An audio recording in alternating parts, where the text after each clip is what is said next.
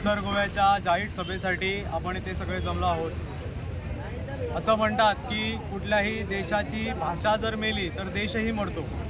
त्यामुळे हा जो आपला लढा आहे, मराठीला आपल्याला गोव्यामध्ये राजभाषेचा दर्जा हा मिळालाच पाहिजे आणि त्यासाठी हा लढा आता निर्णायक क्षणापर्यंत पोहोचलेला आहे आणि तो अजून पुढे प्रखर करण्याची ही आजची सभा जी आहे ती याची सुरुवात आहे। मला आजच्या या सभेच्या निमित्ताने आपल्या गोव्यातील सर्व जे युवक आहेत, युवती आहेत, त्यांना मला सांगावंसं वाटतं की कोकणी ही आपली गोव्याची राजभाषा आहे, याच्यात कसलंच दुमत नाही आहे किंवा कोणालाच त्याच्यात कसलाच काही त्रास नाही आहे। पण गोव्यामध्ये मराठी ही तितक्याच प्रामुख्याने बोलली जाते, समजली जाते आणि आपण शाळेमध्ये मराठीच आधी शिकतो। त्यामुळे सर्व युवकांनी युवतींनी हा विषय उचलून धरायला पाहिजे।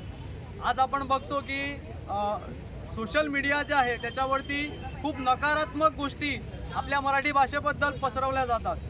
हा एक प्रकारचा प्रयत्न आहे मराठीला खाली काढण्याचा।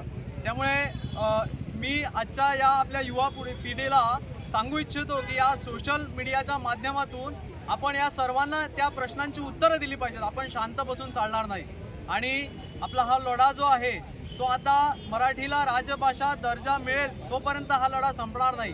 मी आज आमच्या गोव्याच्या सरकारला ही विनंती करू इच्छितो की हा लढा इतक्या हलक्यात घेऊ नका।